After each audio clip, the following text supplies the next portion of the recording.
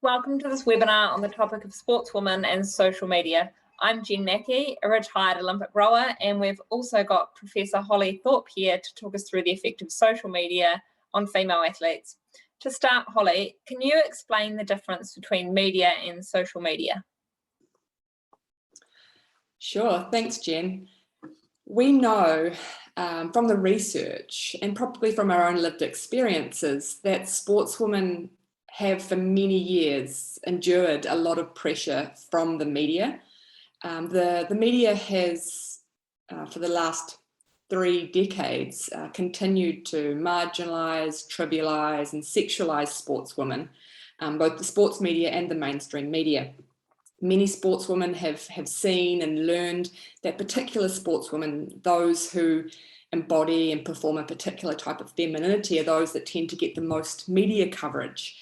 And this can be quite triggering in terms of body image issues for sportswomen. This is certainly not an even media landscape out there.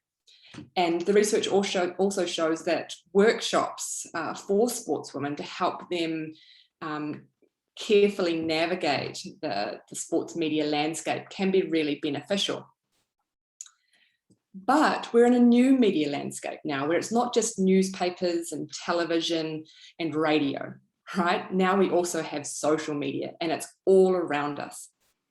We know that for sportswomen, social media can have a lot of advantages. So when sometimes they are excluded from particular sets of mainstream media, social media helps them tell their own stories and the ways that they want to build their audiences, to attract brands and sponsors, and to share the highlights and the challenging times with their fans and followers. But using social media also comes with risks for sportswomen. And research has shown us that social media is having significant impacts on female athletes, including body image pressures and social physique anxieties. Research in the UK showed that 30% of sportswomen have been trolled on social media, and this seems to be becoming more and more common with trolling and various forms of online abuse. And sportswomen are doing lots of different stuff on social media, right? Some are using it to just to show aspects of their everyday lives, their training, their injuries, their struggles, their successes, their joys, their friends, their nutrition, their lifestyles. And others are doing quite a lot of heterosexual femininity. And some of those athletes tend to get the biggest followings around the world. So how do sportswomen navigate this space in ways that feel ethically and morally right for them, but also that they look after their mental health and well-being when they're doing what we call this digital labour? We've seen media around the world and athletes speaking out on the pressures of social media on sportswomen. And Simone Biles, for example, just mentioned Twitter and the pressures and all the kinds of comments from her global audiences on Twitter as being a big part of the pressures that she feels. We've had our own athletes in New Zealand also speaking out about the increased pressure that social media is putting on them. In our research published earlier this year in 2021, when we asked the 219 elite sportswomen, 54% believe that there was pressure to conform to feminine appearance in their sporting cultures. And the #1 source of pressure for these athletes was social media. There's some pretty scary statistics there and also some really horrible outcomes for some athletes. What can we do from the outside to help?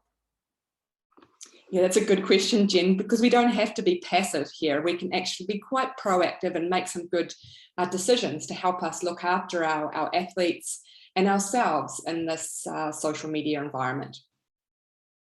So some little simple things that we can do to pay attention, to identify in our own lives when social media for us is no longer making us feel good about ourselves. When we're scrolling, do we walk away and just feel awful about ourselves? Does it make us feel bad about our bodies or our worth as athletes or human beings?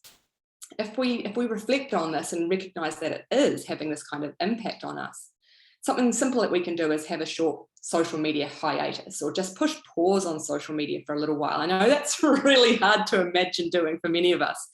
It can just be a really helpful time just to step away and to push refresh basically on the role of social media in your life. And some really interesting international research that's come out just recently has introduced this concept of digital pruning. And this has been shown to be really helpful for sportswomen. So just like the idea kind of suggests, we need to prune fruit trees so they can continue flourishing. So pruning basically means kind of cutting off the elements of our social media lives that aren't healthy for us. So how do we do this? One thing we can start with is by paying attention to particular accounts that we might follow. They might be fellow athletes or other people in our social media world. How are they making us feel about ourselves or our place in this world? And then when we see that some might not be making us feel so great or are really having a negative effect on our mental health, then we can make some careful decisions about the social and media accounts that we follow. And this might, it's not a big onerous kind of task. It's just simple. Unfollowing, blocking, deleting, and of course reporting abusive behaviours is another key strategy for our sports. And you don't have to put up with this if you are experiencing trolling and it's having a negative effect on your health. There are things that we can do to make sure you can continue using social media in ways that are healthy and good for you.